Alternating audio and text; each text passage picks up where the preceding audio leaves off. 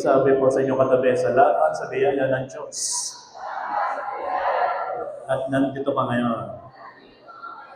Amen. Pwede ba natin palampakan si God? Yes.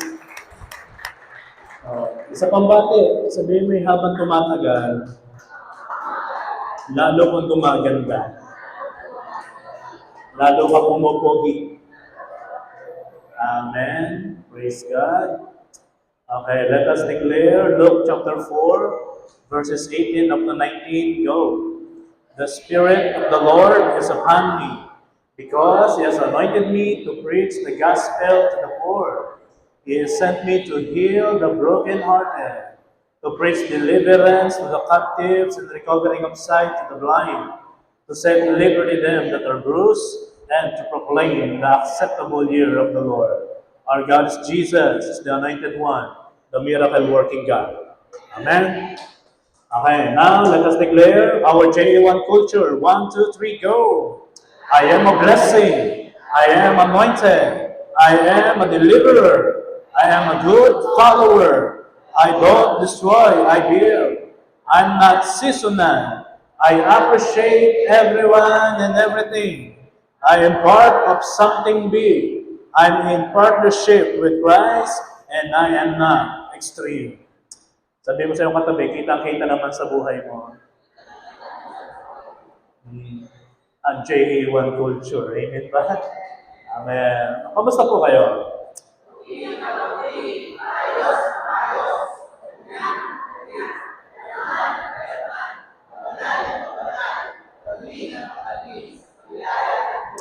Amen. Praise God. So before I preach, I want to recognize one of our brethren from Northern Samar, JA1 Northern Samar, Ian, and his wife and baby. Kayo naman kayo. Yan. Kaway-kaway kayo. Yan.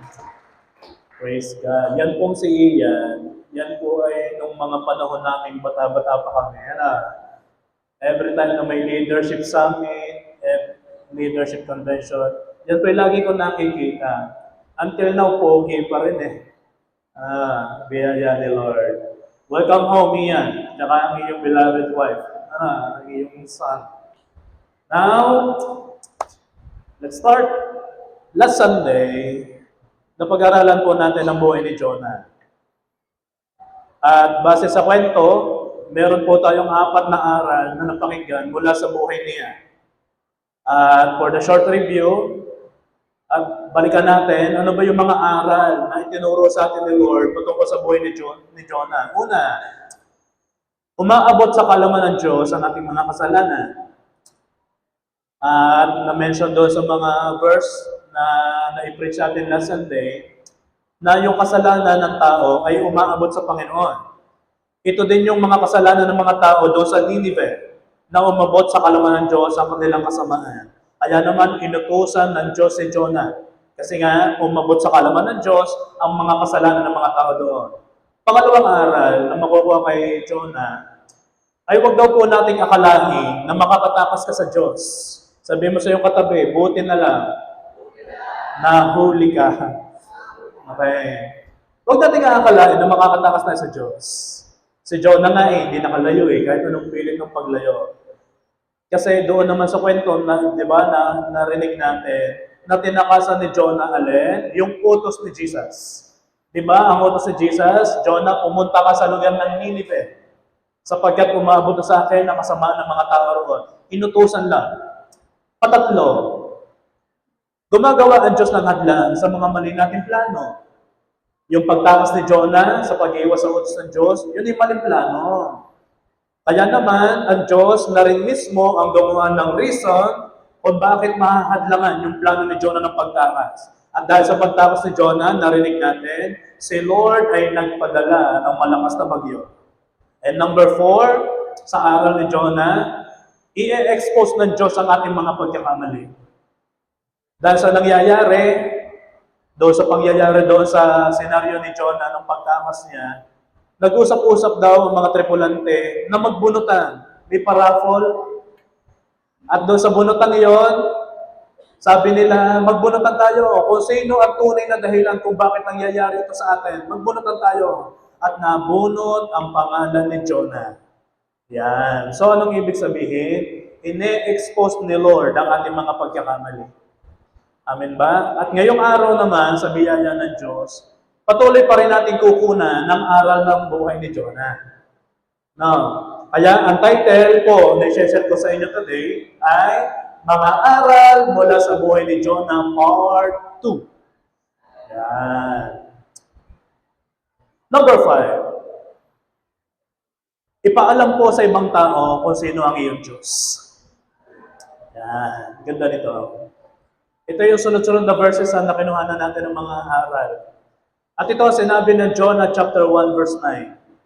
Sumagot si Jonas, ako ay isang Hebreyo na sumasamba ako kay Yahweh, ang Diyos ng kalangitan na lumikha ng dagat at ng lupa. Mapapansin nyo dito, kahit na si Jonah ay tumakas palayo sa Diyos, kilala pa rin niya ang Diyos. Alam nyo ba, ito ang maganda sa Panginoon. At ito din ang magandang biyaya na matatanggap natin. Ano yun, Pastor? Yung pagtipo na kahit tayo nagkasala, pero alam mo pa rin sa katatayuan mo, ako'y sumasama sa Panginoon. Napakalaki pong laban sa buhay na mapagtagumpayan natin ang pagtakas, mapagtagumpayan natin kasalanan na nagagawa. Hanggat nandyan pa rin sa puso mo at hindi nawawala alin, yung pagkakakilala mo sa Panginoon. Oo, nagkakamali, oo, nagkakasala, but still, napakalaking laban kapag alam mo pa rin sa iyong katatayuan na ako ay sumasamba sa Panginoon. Katulad ng sinabi ni Jonah. Dahil sa pagsasabi ni Jonah sa mga tripulante kung sino siya, at kung sino ang Diyos, ito nangyari. Nalaman po ng mga tripulante, nalaman ng mga tao, na ang Diyos na sinasamba ni Jonah ay si Yahweh. Kaya sa pangyayari niyon, nung sinabi ni Jonah, ako'y sumasamba kay Yahweh, ng lumikha ng kalangitan at ng kalupaan.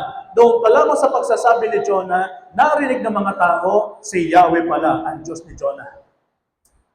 Kaya naman, sa biyaya po ng Lord, kahit tayo hindi perfect, kahit na tayo ay Christians na umaattend ng church, Christian na sumasablay, minsan na bubuslot sa kabilang side na alam mong ikay lalaglag, as the grace pa rin, na hindi pa rin mawala sa puso mo na ipahayag at ipaalam pa rin sa ibang tao kung sino si Jesus. Bakit? Nakatanim sa buhay natin kung sino si Lord.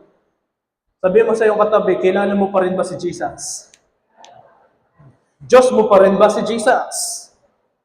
Amen ba? Kasi si Jonah, kita natin, alam naman niya Inutusan siya Alam niya ang kanyang gagawin. Kaya lang, ayaw niya sundin.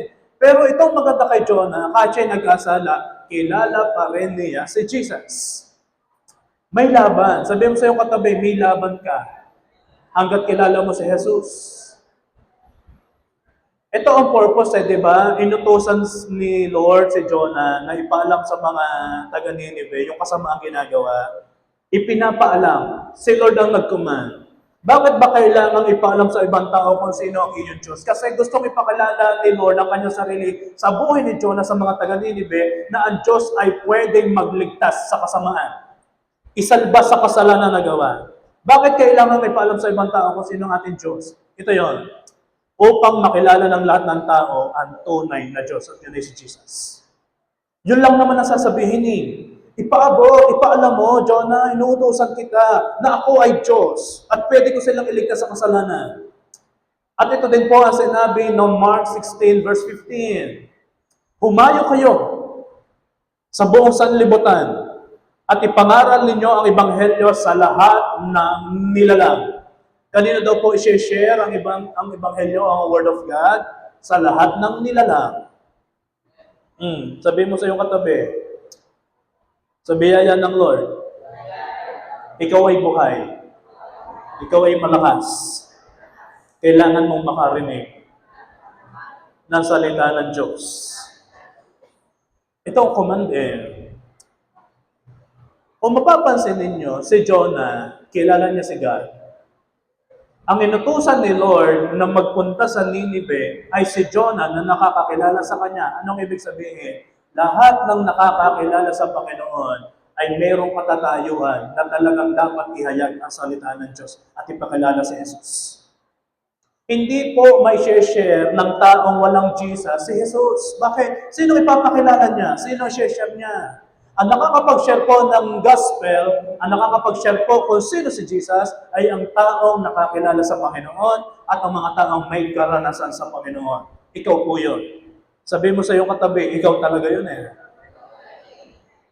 Bakit gusto ng Diyos na ipaalam sa taga-Ninive at ipaalam sa maraming tao? Kasi sabi ng Mark 16 verse 15, humayo kayo sa sanlibutan at ipangaral ninyong ebanghelyo. Bakit kaya? Kasi ito yon. Napakarami pang tao ang hindi pa nakakakilala sa Diyos. Napakarami pa.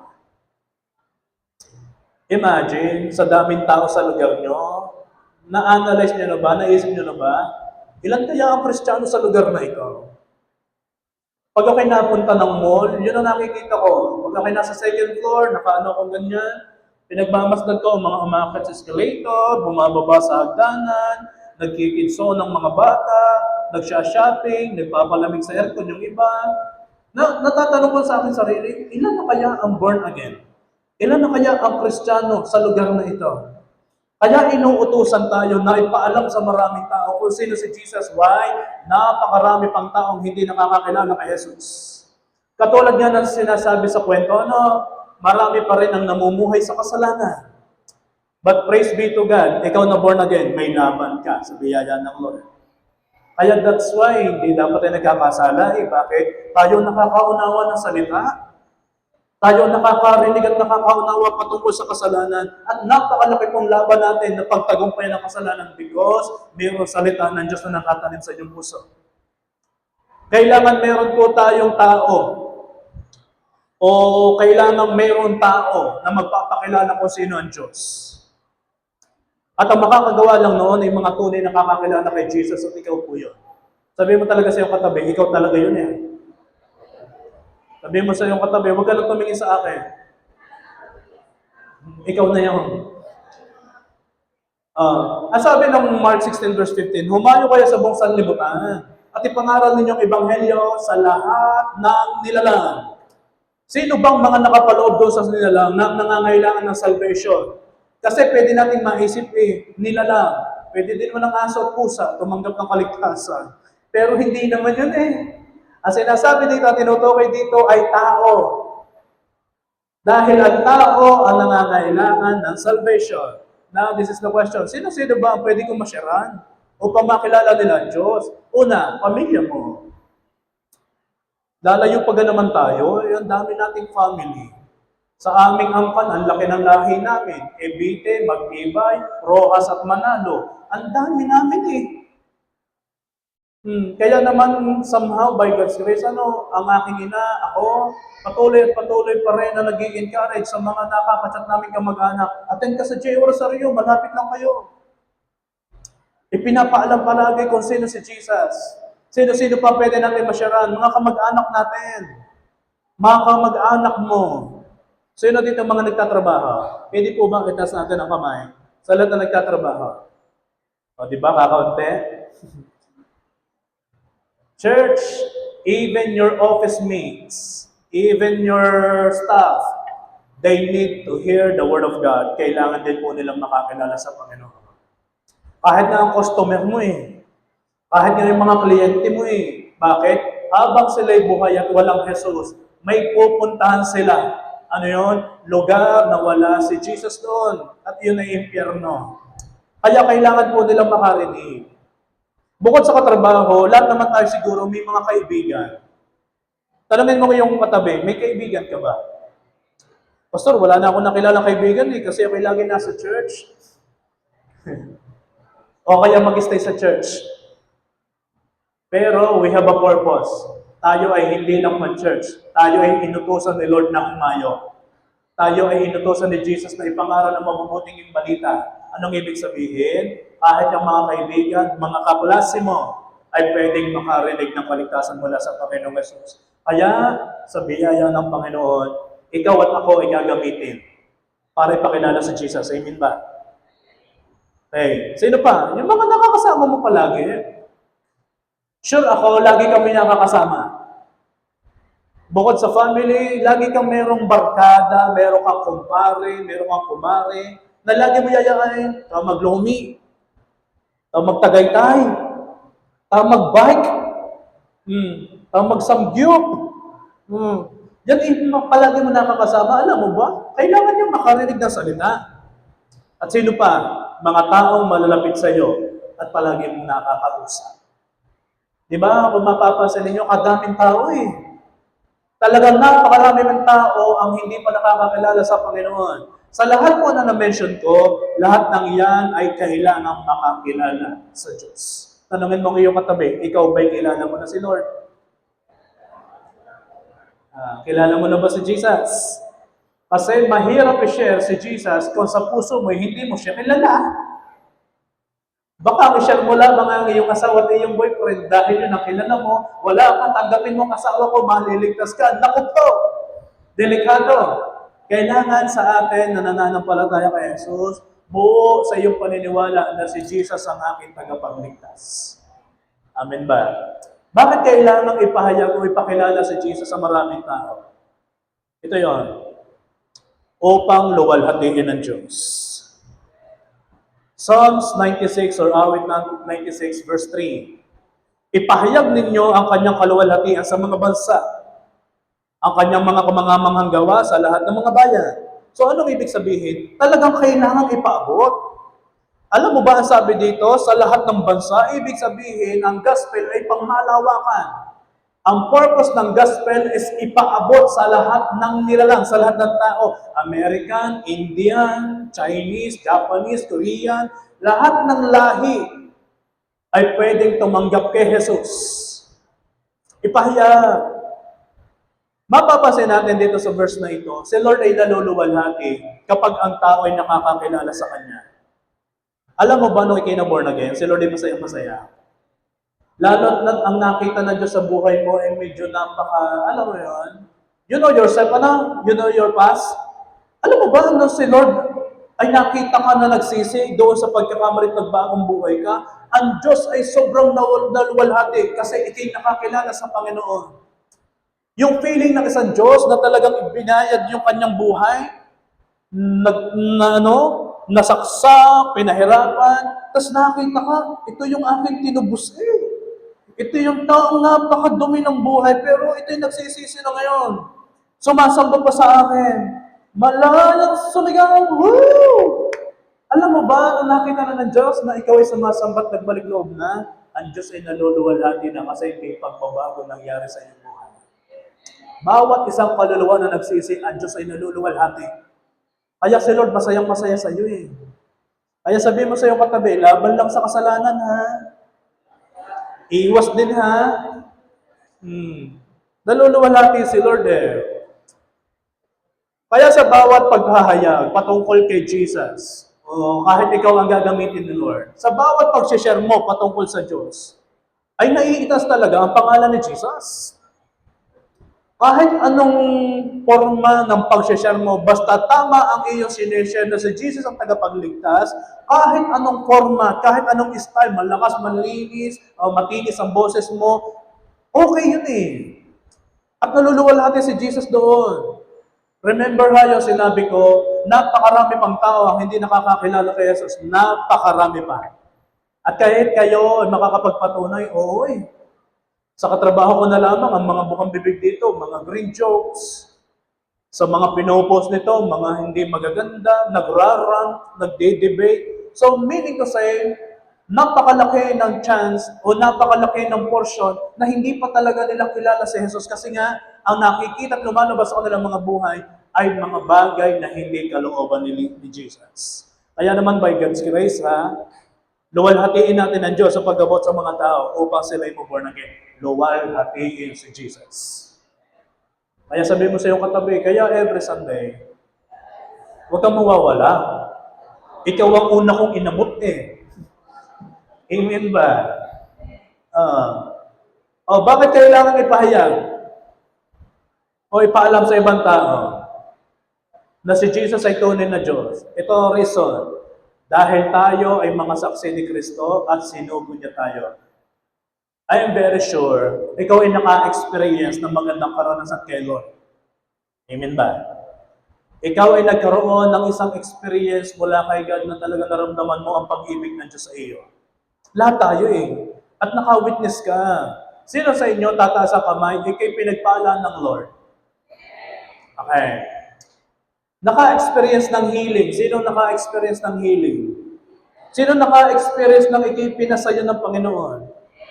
Sino naka-experience dito ng from nothing, nagkameron ka na ngayon? Oh. So, ibig sabihin, sa lahat na nakaranas kay Jesus ay qualified na ipaalam sa maraming tao kung sino ang tunay na Diyos. Bakit? Dahil tayo ang mga witness ng kabutihang ginagawa ng Diyos sa atin.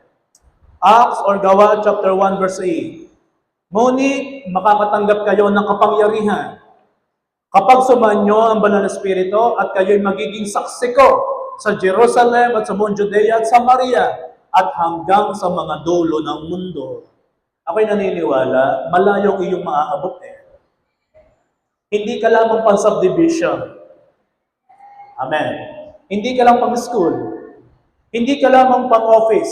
Alam mo ba, malayo ang pwede mong marating kapag nagkaroon ka na ng desire sa puso na, Lord, ipangangaral ko ang mabuting balita. Lord, i-share ko ang gospel. Hindi lamang tayo tinawag upang maniwala kay Jesus. Kasi every Sunday service, nakikilala natin si Lord from glory to glory. Pero hindi lamang tayo tinawag upang maniwala kay Jesus, kundi upang maging kanyang mga saksi. Kaya nga tayo pinaparanasan ng kabutihan ni Lord para magkaroon tayo ng baon, para pagdating ng panahon na may kaharap ka ng tao na hindi pa born again, may share mo kung sino ang iyong Diyos kasi meron kang karanasan sa Kanya. O pwede mo rin ipakilala sa ibang tao si Jesus na siya ay nagpapagaling sa mga may sakit. Kapag ikaw yung tao na tumanggap ng healing, at some point, meron ka na-encounter na tao na nangangailangan ng magalingan, pwede mong i-share si Jesus na siya ang great healer. Maniwala ka, yung tao nangangailangan ng healing na yon, hindi pa born again, kapag na-share mo yung karanasang yon, maya-maya maboborn again yan. Bakit? Nakitang ikaw ang buhay na patotoo eh. Ikaw ang tumanggap ng healing eh. Pwedeng i-share si Jesus na nagpapagaling.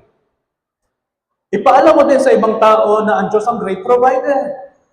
Maniwala kayo, may mga kumpare kayo na lumalapit sa inyo tumihingi ng financial support. Mare, meron ka ba dyan? Mare, darating ang pera, ako'y sa katapusan, pwede kang paluwagan mo muna ako ngayong kinsenas. At sa katapusan ko'y babalik. Ang sagot mo naman, hintayin mo ng katapusan, may darating namang pala eh. Ipaalam mo lang sa iba kasi meron kang karanasan na from nothing, maya si Lord ay nag-provide doon sa need mo. Kaya naman doon sa experience mo ngayon, doon sa nangangailangan ng support, kung ano mang kailangan niya, meron kang may share at maluluwalhati si Jesus doon. At naipapakilala mo na ang Diyos mo ay isang great provider. Sabihin mo din sa ibang tao na ang Diyos mo ay sobrang mabuti at napaka-mapagbiyaya. Sobra. Anong ibig sabihin? Ipaalam mo sa ibang tao kung sino ang Diyos sa buhay mo. Ako'y magtatanong sa inyo kung sino ang Diyos sa buhay mo. Walang tutong At huminga ng malalim. Andrew, sino si Lord sa buhay mo? Savior. Buhay kay Andrew na si Jesus sa kanyang Savior.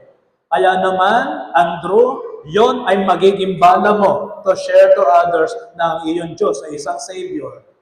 Mighty, sino si Jesus sa'yo?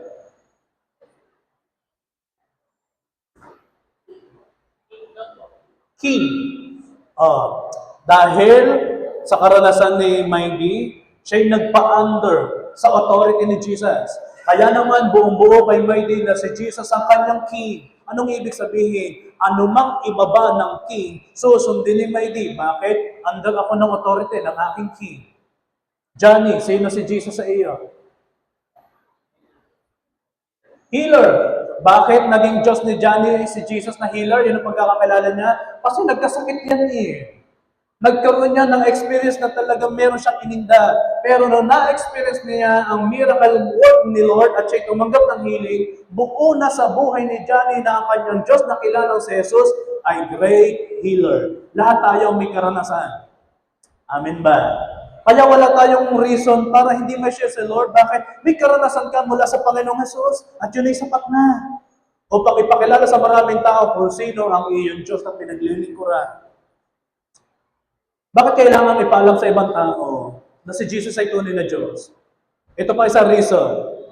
Dahil lais ng Diyos, gusto ng Diyos na ang lahat ay maligtas. Sabihin mo sa iyong katabi, yung itsura mong yan. Ayaw ni Lord mapahamak yan. Tanggapin natin ang truth, ha? Walang perfecto sa atin. At huwag niyong isusumbat sa inyong katabi, katagal mo ng born again, bakit hanggang ngayon yan pa rin ang ugali mo? Wala sumbatan, ano? Ang tingnan ninyo ay hindi ang kamalian niya. Ang tingnan ninyo, yung Diyos niya, na nagsasabi na hindi siya nagtatangi o hindi siya nagtatala ng ating mga pagkakamali. Bakit? Nais ng Diyos na tayong lahat ay maligtas. Ganyan kabuti ang ating Diyos. 1 Timothy chapter 2 verses 3 up to 4. Sabi ng verse 3, ito ay mabuti at katanggap-tanggap sa harap ng Diyos na tagapagligtas. Ninanais niya na ang lahat ng tao ay maligtas at magkaroon ng kaalaman tungkol sa katotohanan. Ano ba ang sabi niya John 14:6? I am the way, the truth, and the life. So gusto ni Lord na makilala natin siya in truth. Ito ang kahalagahan ng preaching eh. Ito ang kahalagahan ng Sunday service. Kasi somehow nga, nasasabi ko sa inyo, from glory to glory, nakikilala natin si Jesus. At dadalhin niya tayo sa pagkakaligtas kasi nabubuo na sa puso mo ang pananampalataya mo kay Jesus. Ano man ang maging topic, ano man ang maging preaching, dadalhin at dadalhin ka pa rin ng Lord sa tayo nang tatanggapin mo siya bilang iyong Diyos, Panginoon tagapagligtas sapagkat gusto niya na tayo'y maligtas. Sino pong masaya ikiligtas? Pwede ba natin palakpakan si Lord kasi tayo iniligtas ng Diyos? Ito pa, ginagamit niya ang kanyang mga anak upang ma-share ang message of salvation. Ginagamit. Mahalaga sa Diyos ang buhay ng bawat isa. Sa totoo lang. Mahalaga. Sino dito ang asawang lalaki? Can you please raise your hands? Di ba mahalaga sa atin ang ating mga asawa? Ang ating asawa, I mean, huwag niyong mimisinterpret. Ang ating asawa, mga asawa. Ang dami nun na. Basta isa lang. Mahal natin, ano? Sino dito, parents, mahalaga sa iyo ang iyong anak? Lahat tayo mga magulang, anak. Si Elise ay panganay, tsaka si Elias ay bunso. Napakahalaga na sa akin.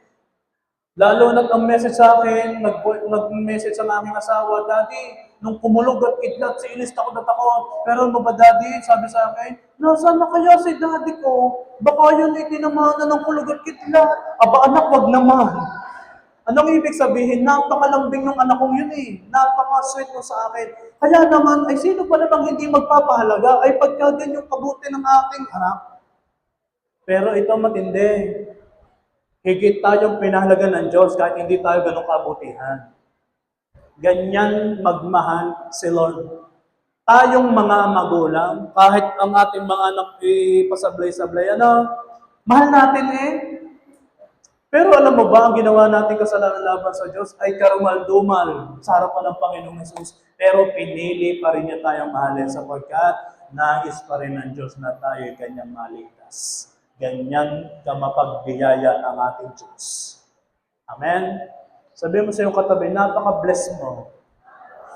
Iniligtas ka eh. Amen ba? Oh. Again ha, mahalaga kay Lord ang buhay ng bawat isa. Ipinakita na ng Diyos ang kanyang pag-ibig nung ibinigay niya si Jesus for us to be saved. Kaya huwag mo sasabihin, paano ko niligtas ng Diyos? No. Kasi noon pa man ibinigay na si Jesus. 1 chapter 3 verse 16. At kabisado na ninyo ito. Sapagkat gayon na lamang ang pag-ibig ng Diyos sa sanglibutan at ibinigay niya ang kanyang kaisa-isahang bugtong na anak upang ang sino man sa kanya sumampalataya ay huwag mapahamak kundi magkaroon ng buhay na walang hanggan. Ayaw ng Diyos na tayo mapahama.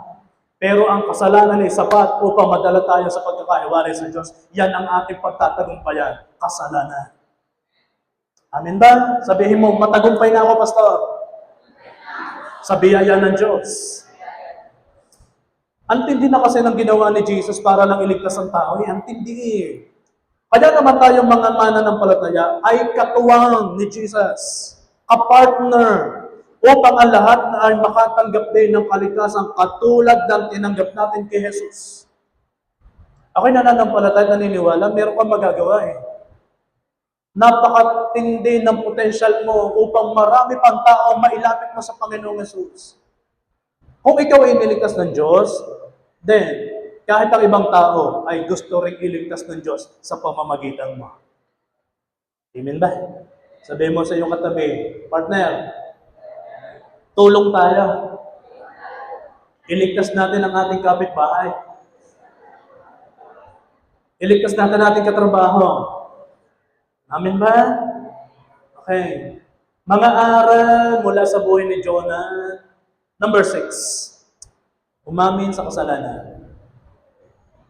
Sabihin mo sa iyong katabi, makinig ka mabuti. Yeah. Praise God. Jonah chapter 1 verse 10. Sinabi ni Jonas na tinakasan niya si Yahweh.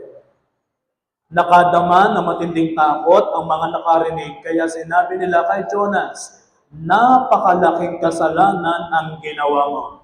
Again, bakit nagkaroon ng ganitong salita ang mga tripulante?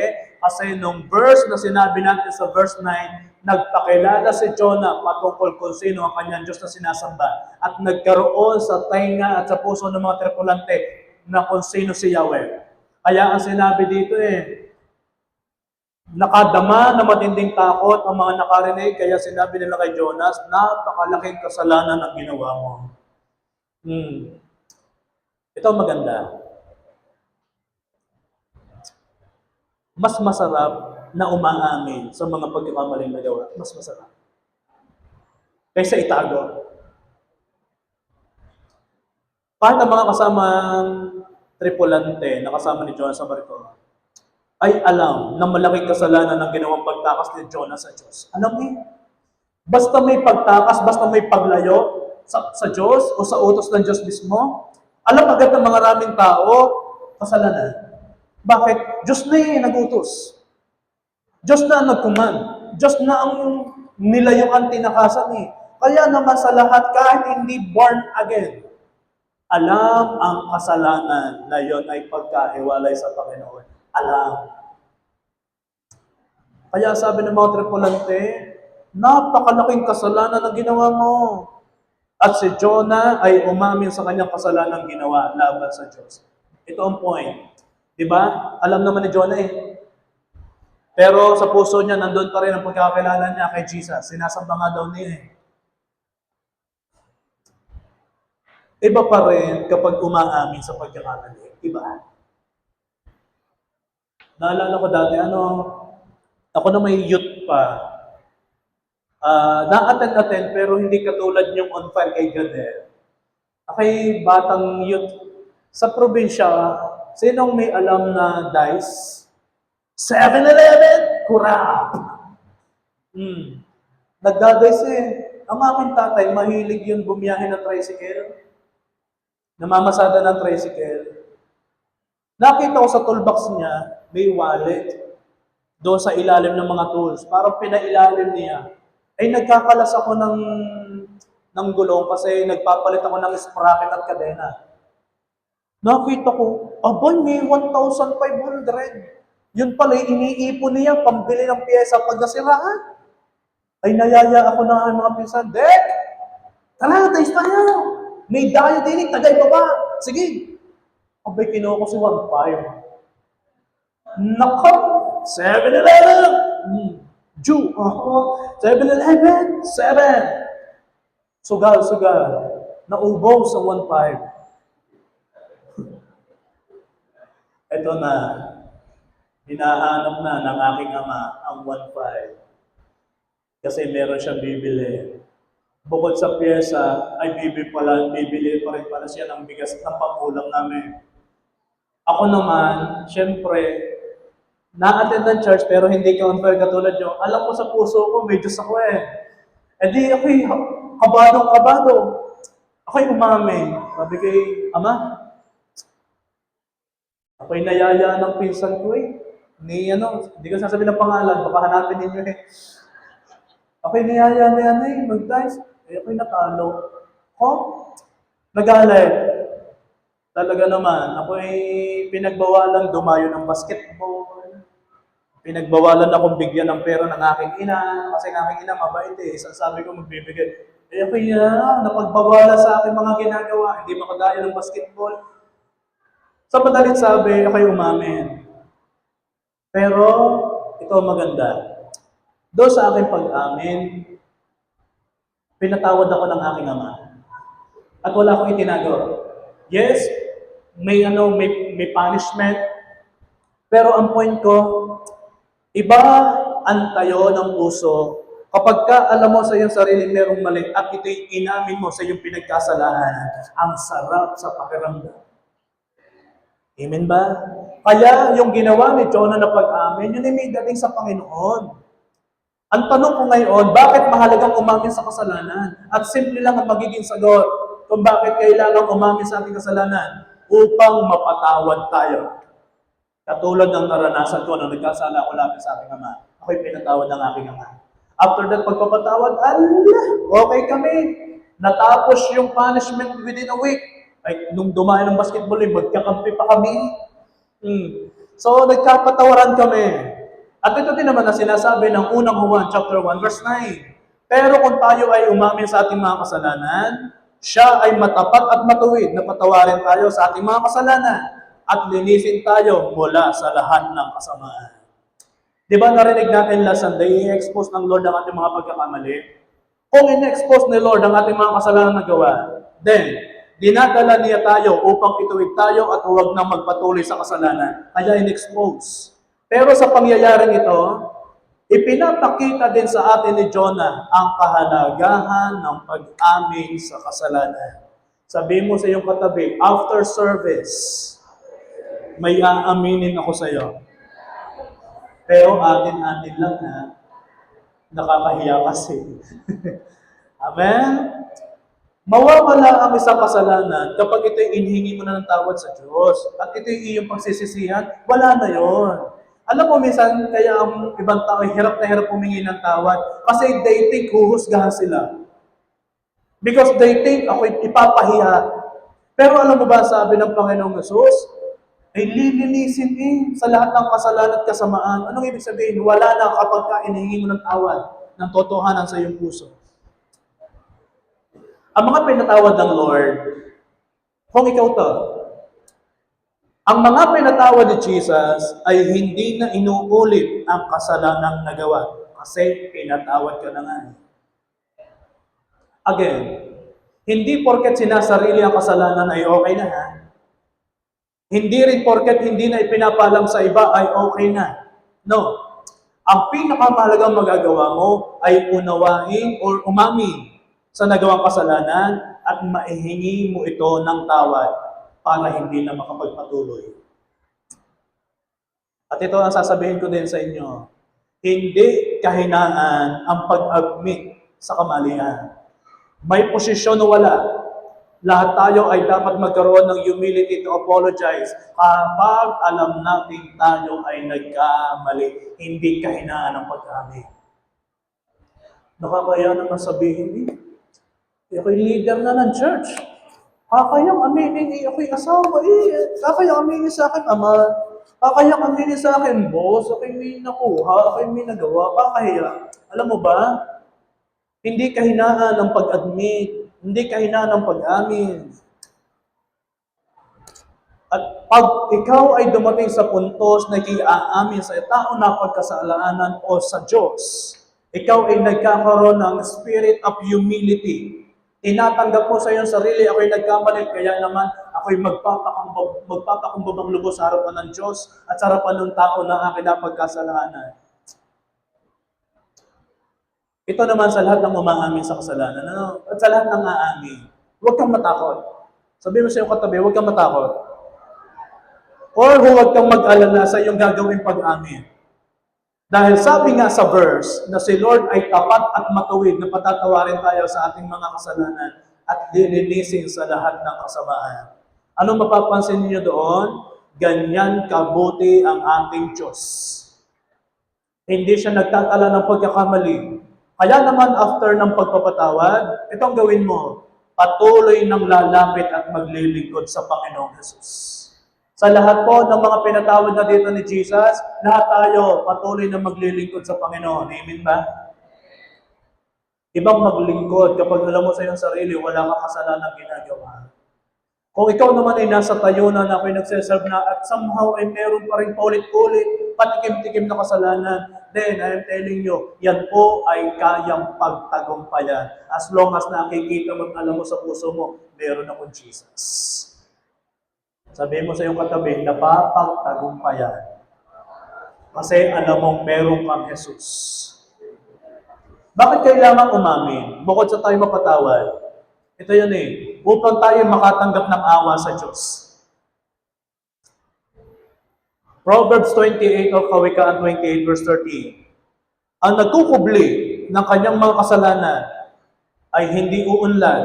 Pwede ba kayo magbasa? 1, 2, 3, go!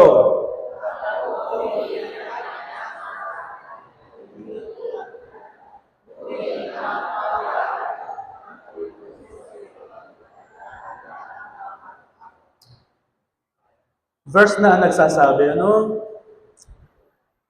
ang awa at biyaya ay natatanggap kapag tayo humaharap sa Diyos ng may katuwiran. Kailan dumadating yung awa? Kailan dumadating yung grace, yung biyaya? Kapag tayo humaharap na sa Diyos ng may katuwiran. Anong ibig sabihin? Walang dalang kasalanan. Kung may kasalanan man, ikihaharap, iyon ay ihihingi mo ng tawad at iyong pagsisisihan. Then after that, ang grace, ang biyaya, ang awa ay automatic dumadating agad sa iyo. Kapag ang kasalanan ay hindi nahingi ng tawad, ay pumipigil sa pagtanggap ng awa mula sa Panginoon. Kaya mahalaga ang inihingi ng tawad dito. Kasi yun nga ang pumipigil. At sinabi din sa verse na hindi uunlad ang magkukubli ng kanyang kasalanan. Alam mo, nakita ko dito, kung may verse na nagsasabi ng ganito, the more na hindi na ako gagawa ng kasalanan, dahil mas masarap ang tumanggap ng awa, mas masarap tumanggap ng biyaya sa hindi umunlad dahil lamang sa kasalanan. Count hindi.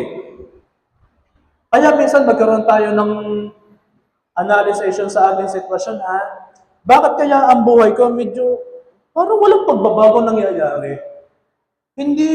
Parang hindi umaayon ng panahon, but parang hindi ako nag-level up. Bakit parang ako stagnant ngayon? Then, analyze it. Baka kasi meron pang kasalanan hindi napapagtagumpayan. Kasi ang sabi ng verse, ang taong nagkukubli ng kanyang kasamaan ay hindi uunlad. Sino gusto umunlad ang buhay? Sino gusto sumagana? Then, huwag nang ikubli ang kasalanan.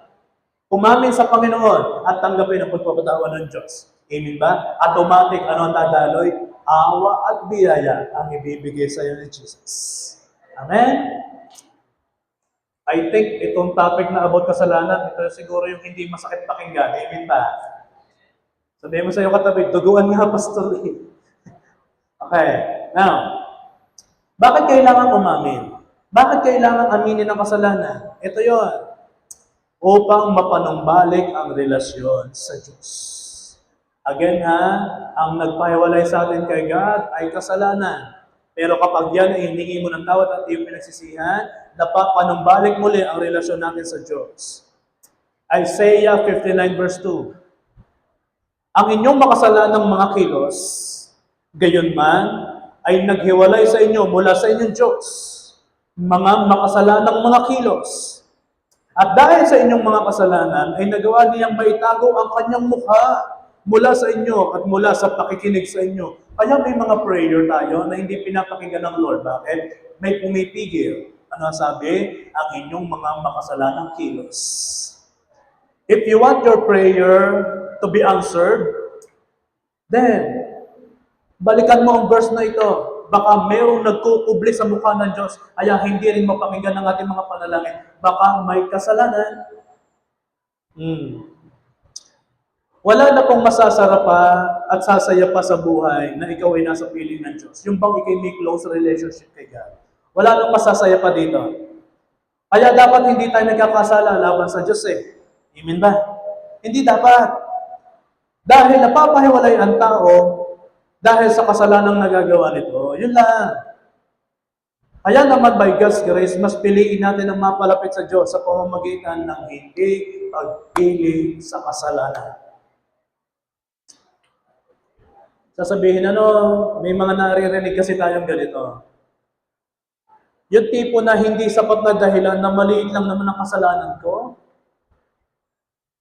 at mas matindi pa nga ang kasalanan ng iba kumpara sa akin, mas matindi pastor yun. Ito naman nagagawa ko, konti lang naman eh. Lalo na dito. No. Basta yan ay kasalanan. At kahit anong sukat niyan ay sapat na para mapahiwalay tayo sa Diyos. Kaya hindi reason kung anong laki liit, kung anong damit, kung anong tagal. Basta kasalanan niya na hiwalay na sa Panginoon. Roma 3 verse 23, sapagkat ang lahat ay nagkasala, kaya't wala sino man ang nakaabot sa kaluwalhatian ng Diyos. Kaya ipinadala nga si Jesus para lahat ng magsisi at tanggapin si Jesus ay tatanggap ng buhay na walang hanggan. Kaya naman sa biyaya ng Diyos, ito yun, walang sino man sa atin ang mawawalay pa sa pag-ibig ng Diyos. Sabihin mo sa iyong katabi, gusto ko, pagdating ng panahon, magkasama pa rin tayo sa Panginoon. Gusto ko, pagharap natin sa Diyos, pagdating natin sa langit, ay totoong langit niya. Amen ba? Walang mahihiwalay sa pag-ibig ng Diyos. Amen? Okay, sige, palakpakan mo si Lord. O last, aral mula sa buhay ni Jonah, harapin mo ang consequences ng iyong pagkakamali. Sabi mo sa iyong katabi, makinig tayo mabuti. Yeah. Okay po ba kayo? Okay pa. Last na to. Sa susunod ulit. Harapin mo ang consequences ng iyong pagkakamali. Jonah chapter 1 verses 11 up to 12. Lalong lumakas ang bagyo. Kaya tinanong nila si Jonas, ano ang dapat naming gawin sa iyo para pumayapa ang dagat? Ito'y galing sa verse na nagbunutan ha. At nung nabunot si Jonah, ay siya, yun ang nangyari. Nalaman na siya ang reason. At doon sa pangyayari ngayon, nung umamin na si Jonah, ay lalo daw lumakas ang bagyo. Okay. Hinarap ni Jonah ang consequence sa kanyang pagkakamali. At ito ang nangyaring consequence sa kanya. Verse 12. Ihagis ninyo ako sa dagat at papayapa ito. Alam kong ako ang dahilan, kaya nagkaroon ng ganitong kalakas na bagyo. Sagot niya. Church, hindi masarap ang consequences ng kasalanan. Amen ba? Kaya huwag niyong babasta-bastahin ang kasalanan, ha? Hindi kasi natin alam ang pwedeng maging kapalit nito. Maliit man yan o malaking kasalanan, may kapalit ito. May consequences ito.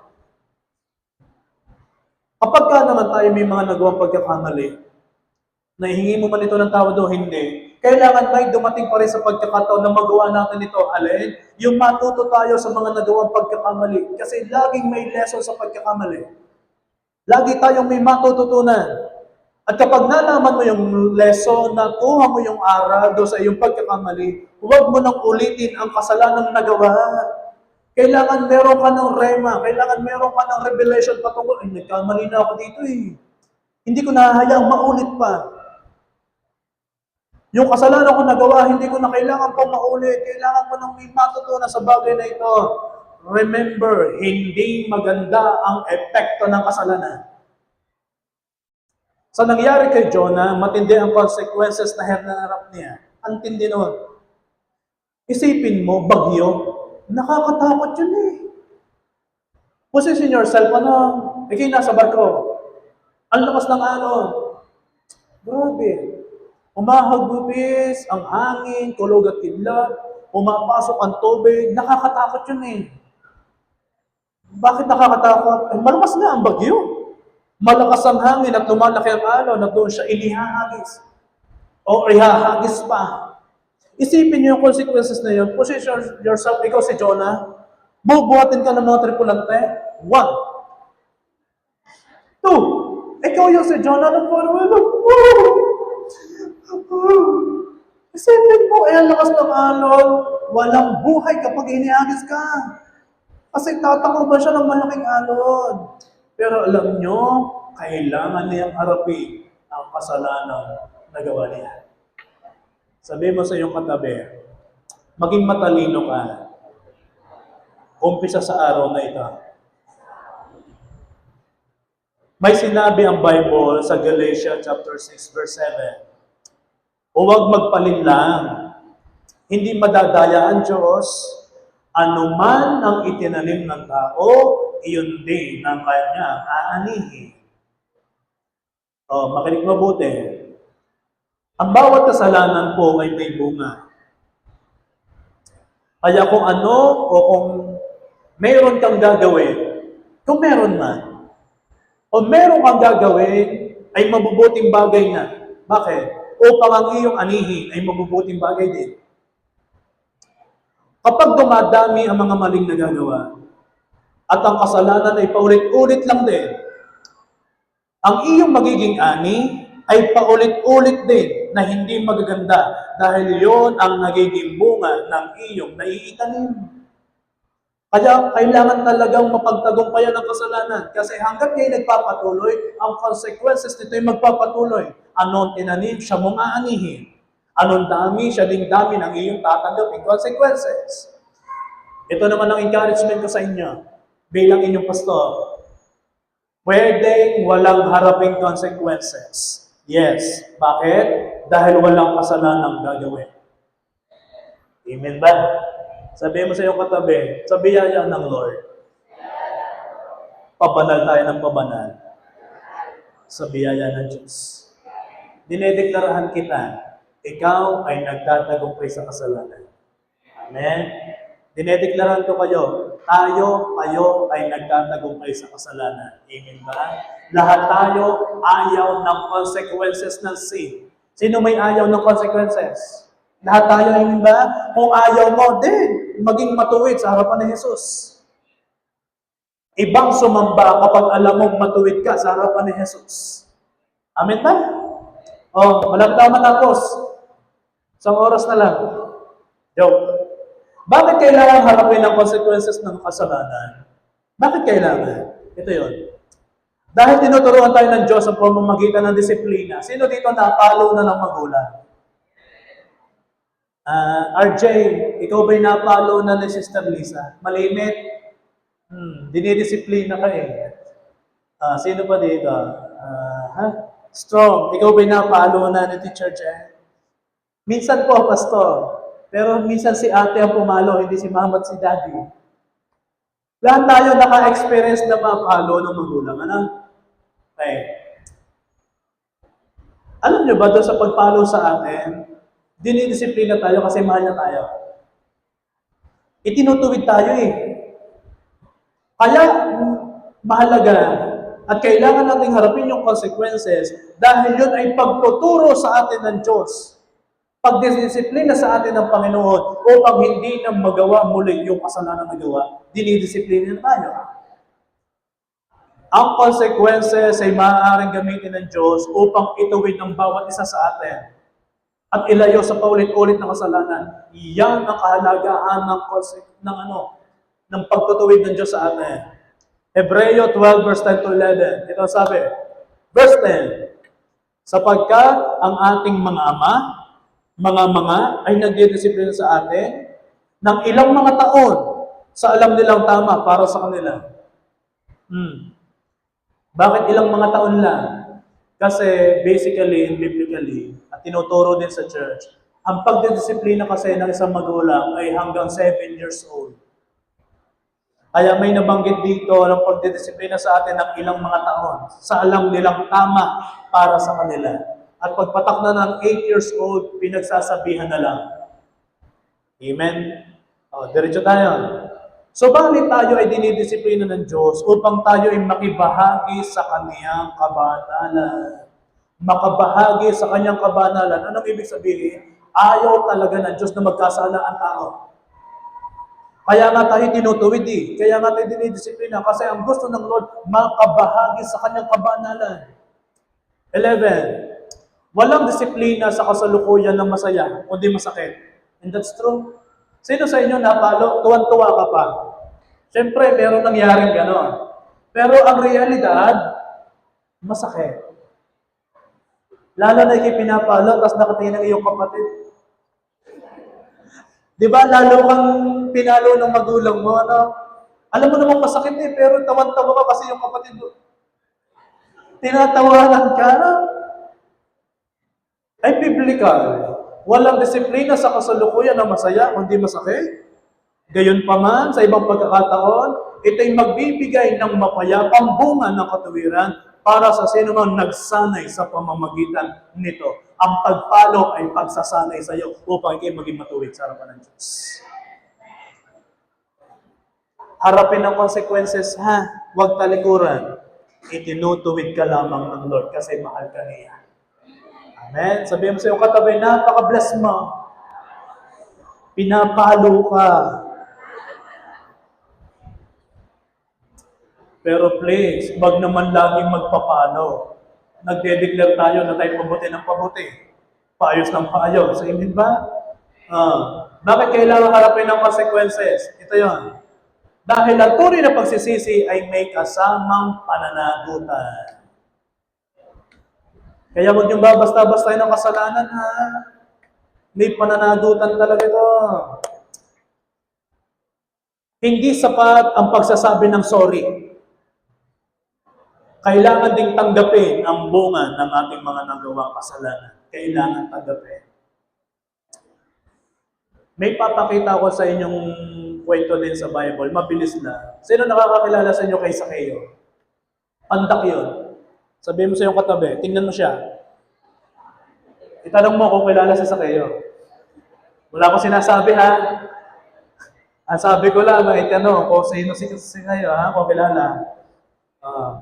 Lucas 19, verse 8 up to 9. 8. At si Sakeo ay nagtindig. Nakatayo na yon. Sino sa inyo may kaibigan nakatayo na? Tayo ikaw, nakatayo na nga. At si Sakeo ay nagtindig. At sinabi ng Panginoon, narito, Panginoon, ang kalahati ng aking mga pag-aari ay ibinibigay ko na sa mga dukha. At kung sakalit nakasingil akong may daya sa kanino mang tao, ay isinasauli ko ng makaapat.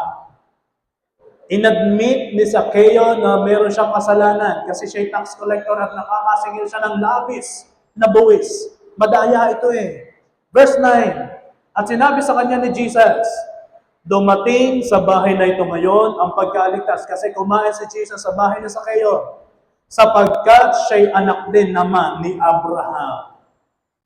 May identity din si Sakeo, lahi din ni Abraham. Kilala pa rin ni Sakeo ang Diyos kahit siya'y may kasalanan na gagawa, but still, kinahabagan pa rin ang Diyos. Kaya naman, si Sakeo, ito ang consequences na hinarap niya. Kasi meron siyang pananagutan sa pagkakamali niya.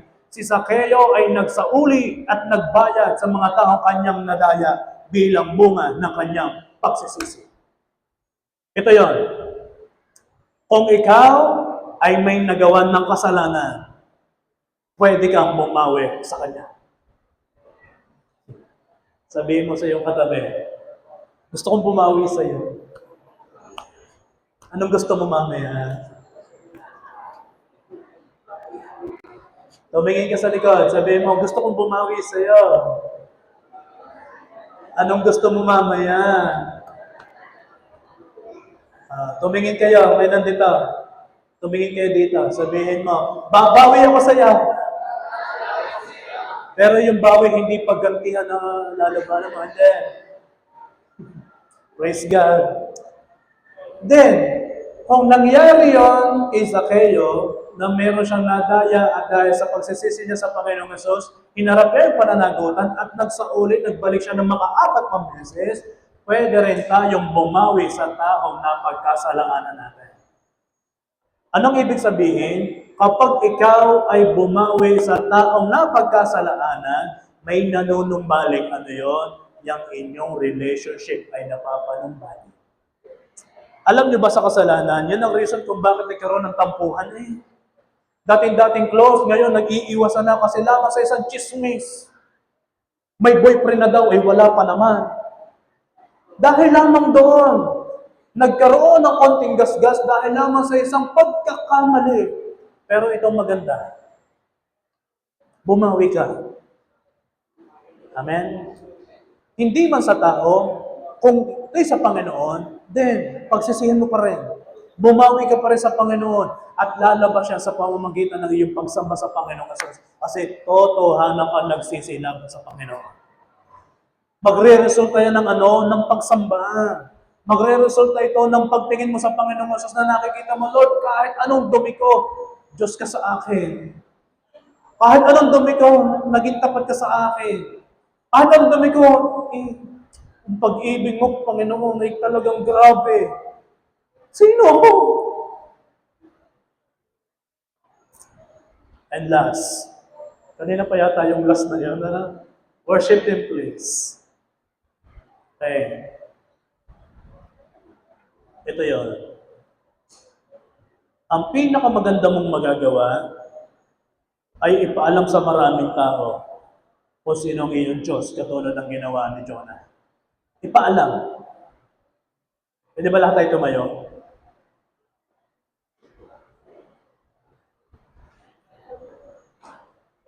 Gusto ko mangyari na mag-e-end ang ating Sunday service preaching na ito, na tayong lahat ay sasama sa Panginoon, hindi na para i-condemn ang sarili. Amen ba?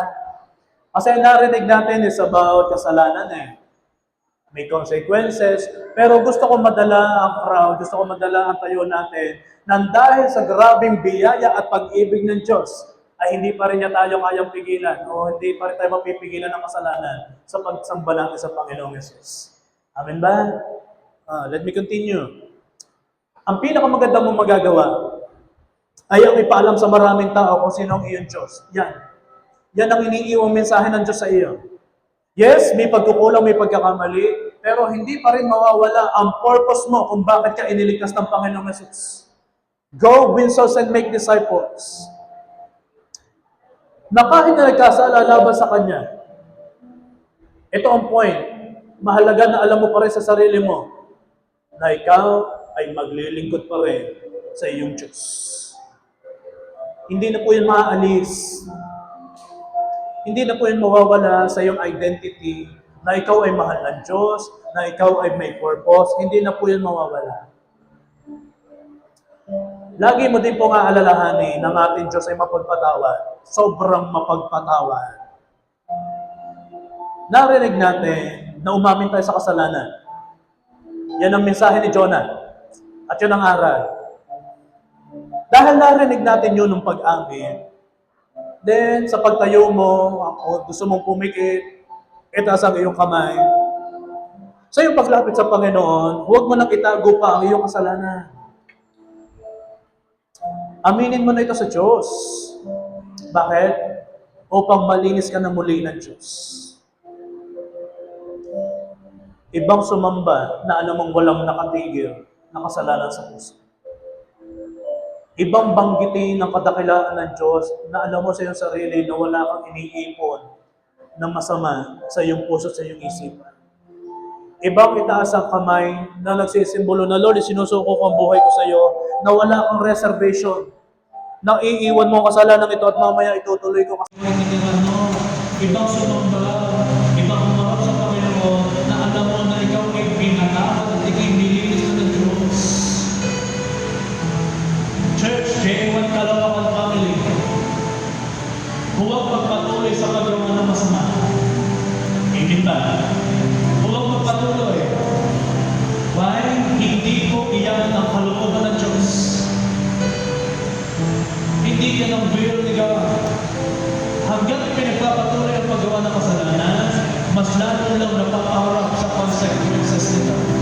Ayaw natin naman. Nasabi ko na sa inyo kanina,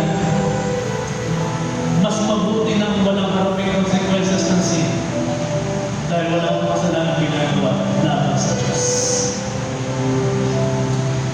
Before we worship, may kakantahin worship team. Pero bago nila kantahin yun, you can pray to God first. We are not perfect, but please, sa moment na ito, pwede mo pa rin magbanggitin kung sino si Jesus sa buhay mo. Pwede mo pa rin itaas ang pangalan ni Jesus. Come on.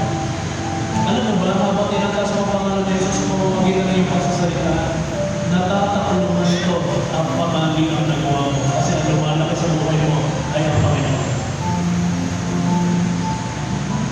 At habang minimension mo kung sino si God, dadalhin ka na nito sa pagsisisi, dadalhin ka na nito sa pagiging ang kawan. Come on, close your eyes please. Umamin na kung may hanginin. Hindi mo wala sa isip ko yung verse na pinasa ko sa inyo kanina na ang mga nagpupubli ng kanilang kasamaan ay hindi uulan. At itinatago ang mukha ni Jesus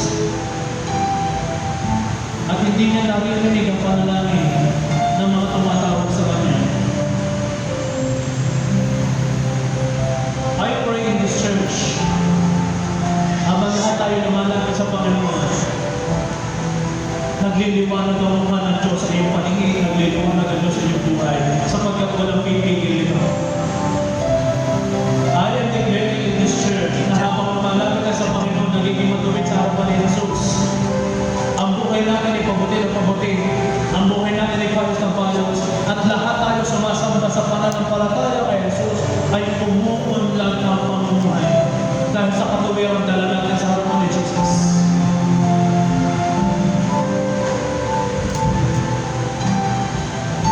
Now, mapapakinggan ninyo ang aming tingin mo at hayaan mong i-minister ka ng sakma ito. At hayaan mo na ito maging panalangin mo habang kikinig ng